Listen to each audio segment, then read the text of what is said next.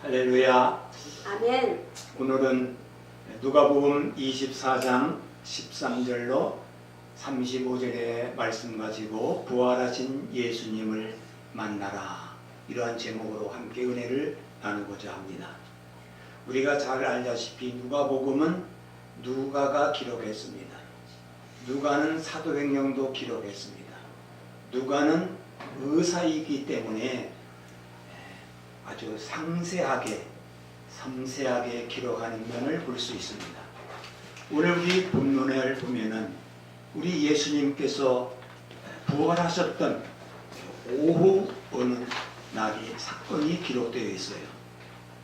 첫 번 부활절 오후에 두 사람이, 그 내용을 보면 두 제자가 엠마오로 내려가면서 이야기하는 장면이 나옵니다. 그때에 우리 예수님은 그들 곁에 가셔서 함께 걸어갔지만 저들의 눈이 어두워서 예수님인 줄을 알지 못했다, 본문은 기록하고 있습니다.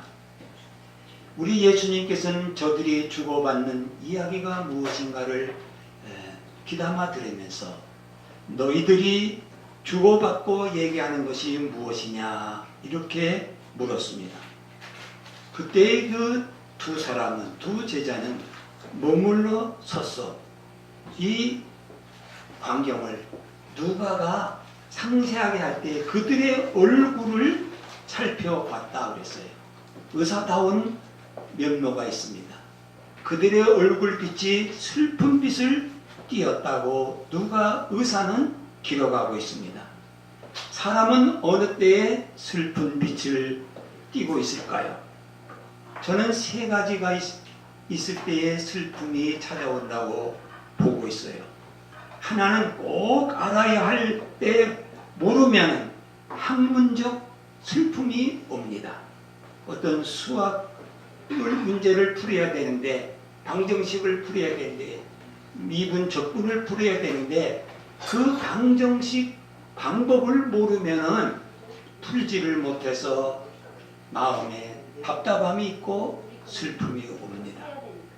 또 하나는 두 번째는 사랑하는 일을 잃어버리면은 내적인 슬픔이 옵니다. 사랑하는 부모님을 잃었든지, 처자식을 잃었든지, 존경하는 친한 친구들을 잃어버릴 때에 모든 사람들의 심령 속에 자기만이 아는 슬픔을 안게 됩니다. 또 하나는 꼭 있어야 할 것이 없을 때에 소유적 슬픔이 옵니다. 다른 사람들은 집이 있는데 나는 집이 없다든지, 다른 사람들은 자식이 있는데 나는 자식이 없다든지, 다른 사람들은 풍성한 물질이 있는데 나는 거짓고로 살았을 때에 소유적 슬픔이 오는 것은 사실입니다. 그렇습니다. 이 두 제자의 얼굴에 슬픈 빛을 띤 곳에도 이유가 있다고 봅니다. 이 두 제자는 늘 예수님을 섬겼고 따르고 그를 이렇게 소개합니다. 우리 예수님은 말과 일에 능한 사람이다. 그런데 이런 예수님이 제사장들의 손에 십자가에 못 박혀 죽으셨는데 정말 이 예수님이 진짜 죽었는지, 소문에 보면은 또한 살았다고 하는데 진짜 살았는지, 그가 죽었는지 살았는지 알 길이 없어 답답하며 그는 슬픔을 가졌을 것입니다. 또 하나는 그는 우리 그 예수님을 따랐을 때 우리 예수님은 말과 일에 능한 사람이기 때문에 이스라엘 나라를 속량할, 구원할 자, 해방시킬 자로 믿고 따랐는데 오히려 실망스럽게 십자가에 죽었어. 그 스승을 잃어버린 것 때문에 그들의 마음이 슬퍼졌을 것입니다. 뿐만 아니라 그는 곁에서 주님을 섬기고 주님이 함께 했을 때는 살 소망이 있었고 신바람이 났을 것인데 이제 주님이 보이지도 않고 주님이 살았는지 죽었는지도 알 수 없고 내 곁에서 계셨던 주님이 눈에 보이지 않기 때문에 살 소망을 잃어버리면서 오히려 정말 불안과 초조와 두려움으로 근심, 걱정, 절망이 엄습해 오는 것을 그들은 마음에 깊게 였기 때문에 얼굴에 슬픈 빛을 띈 것을 볼 수가 있습니다. 이렇게 슬픈 빛을 띠고 엠마오로 내려가는 이 두 제자의 모습은 오늘 현대인의 모습이 아닐까, 오늘 우리들의 모습이 아닐까.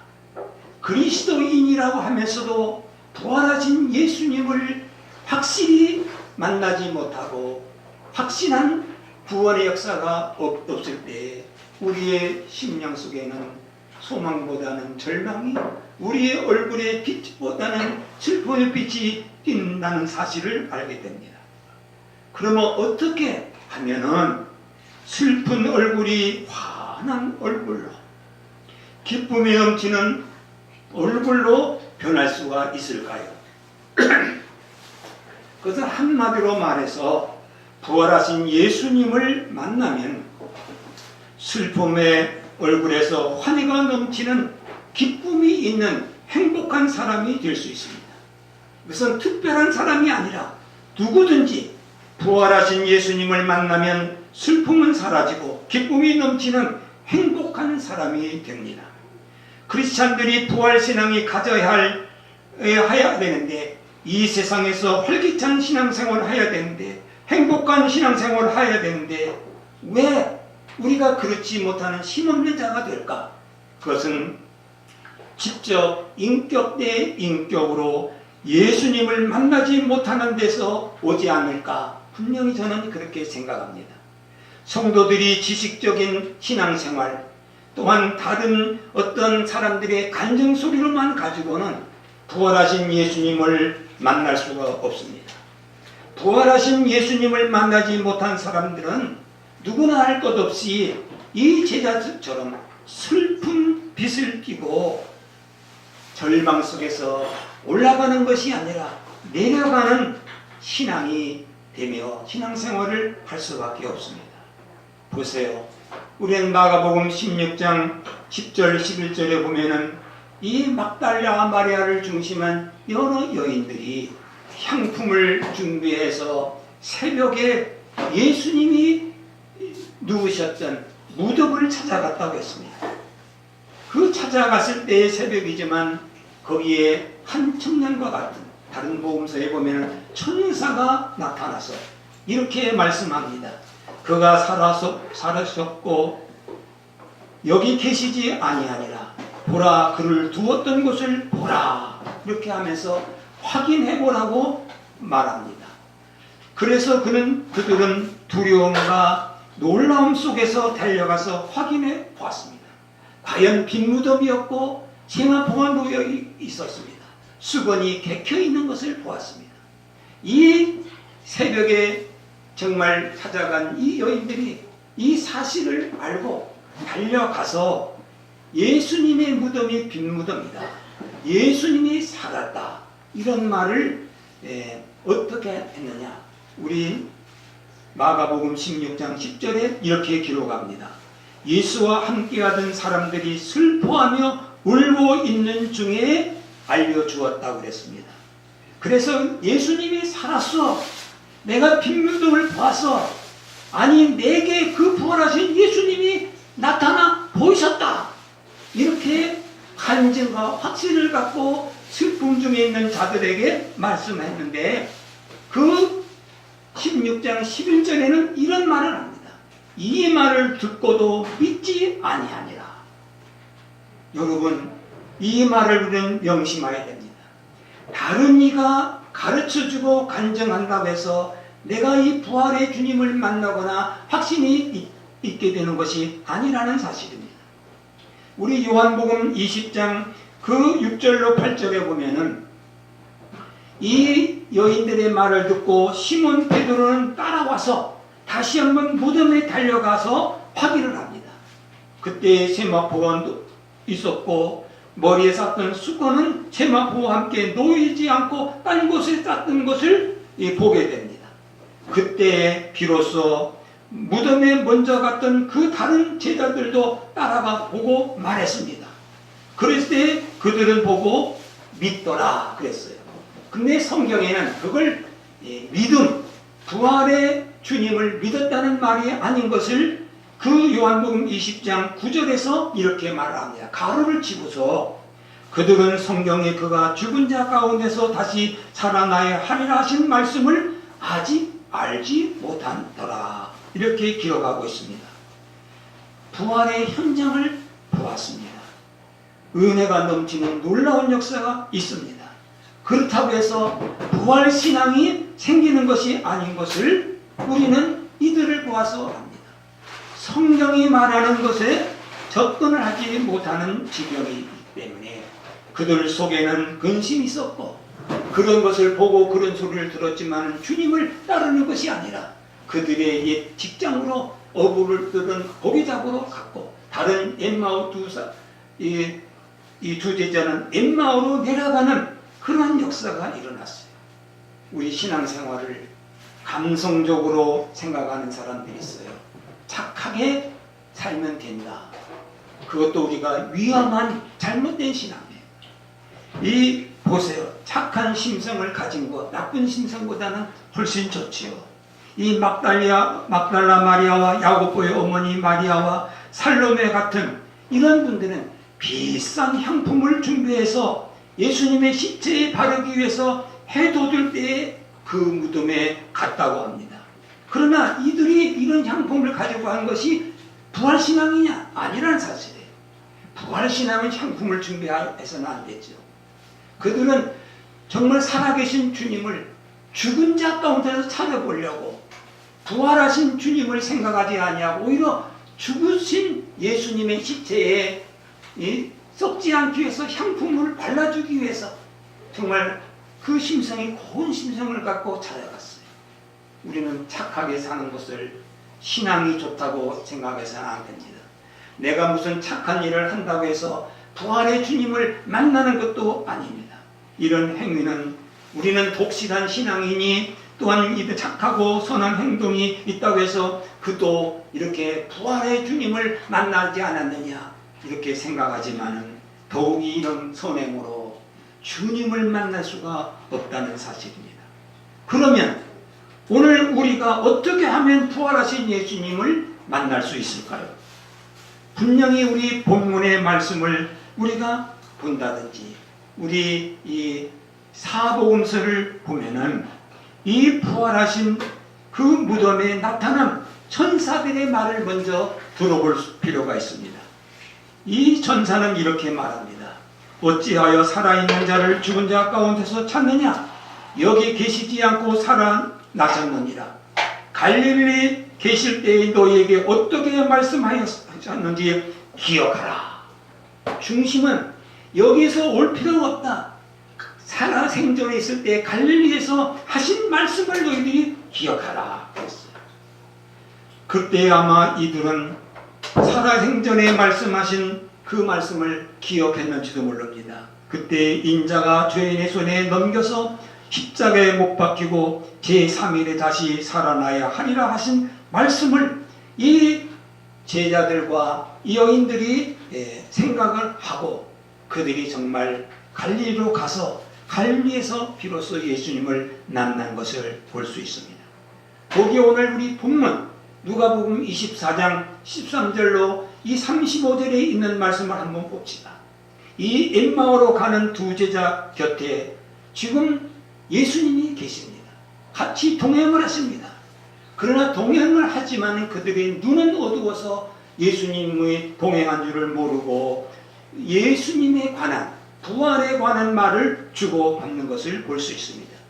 우리 예수님이 너희들이 주고받는 그 말이 무엇이냐 할 때에 그 제자의 이름 글로바라고 하는 이 제자가 이렇게 말합니다. 우리 19절에 본문 19절에 이렇게 말하죠. 나사렛 예수의 이름입니다. 그는 하나님과 모든 백성 앞에서 말과 일에 능한 선지자입니다. 그런데 우리 대제사장과 관리들이 십자가에 못 박혀 죽였습니다.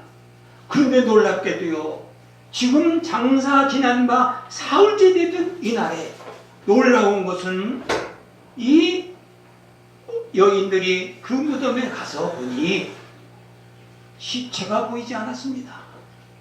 세마포만 있었습니다. 머리에 쌌던 수건이 되어 있는 것을 보았습니다.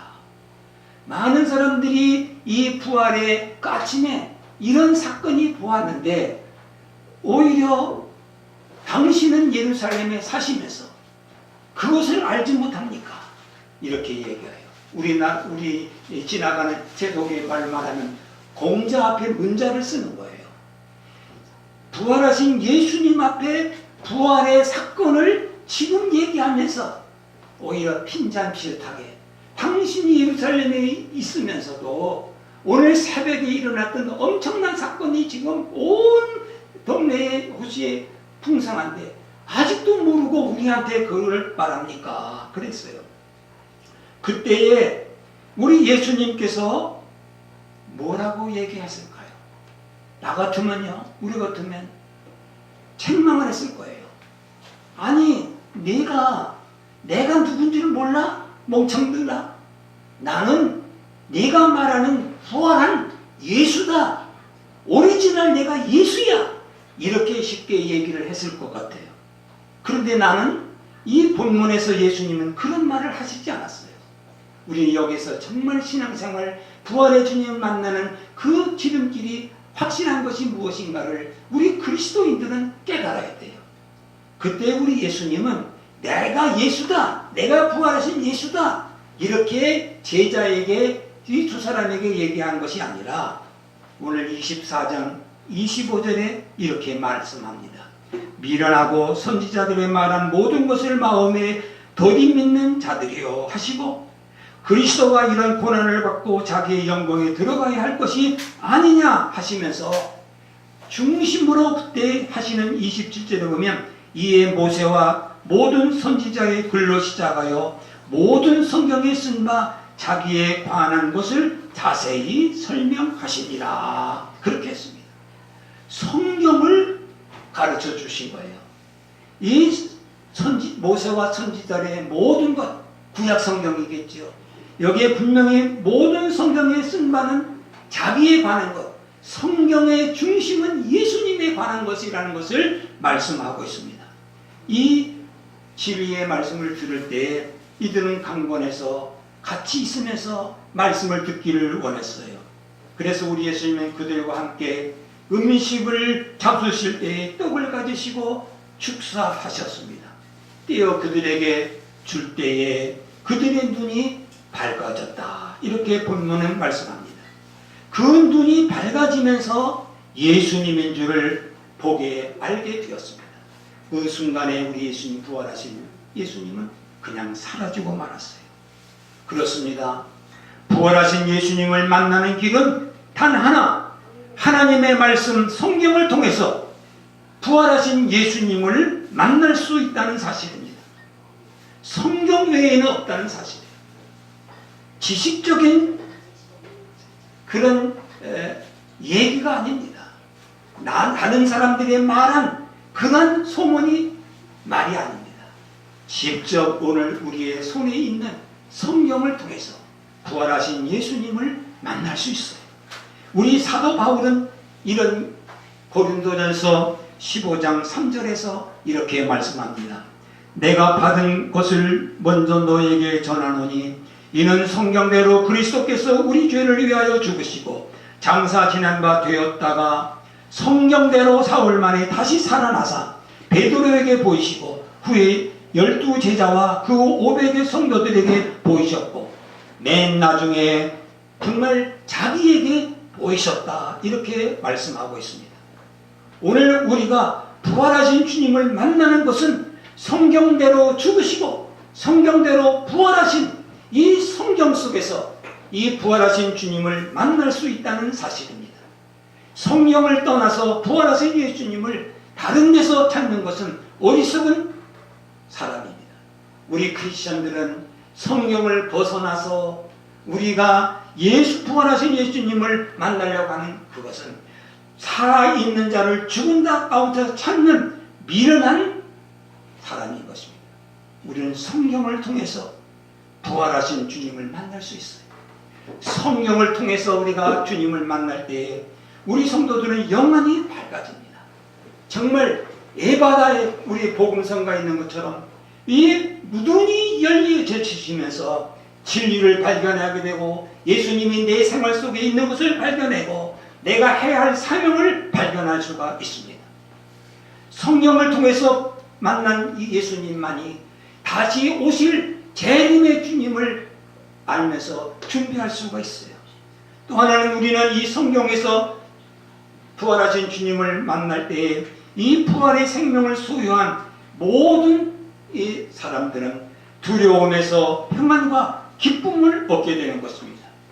이 성경에서 부활하신 주님을 만날 때만이 절망의 자리에서 소망의 자리로 영생과 소망과 뜨거운 열정을 품고 기쁨과 감사하는 마음으로 부활 복음을 전하는 전도자가 되는 것입니다. 이 부활하신 주님을 만난 사람만이 선교의 발걸음을 옮길 수가 있어요.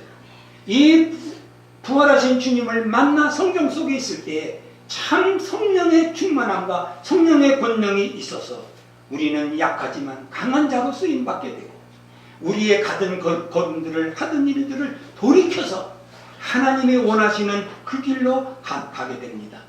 오늘 우리 모든 사랑하는 성도 여러분, 우리는 성경 속에서 부활하신 예수님을 만나 우리 뜨거운 열정을 품고 기쁨과 감사하는 마음으로 부활의 복음을 전하는 저와 여러분들이 되시기를 주님의 이름으로 축원합니다.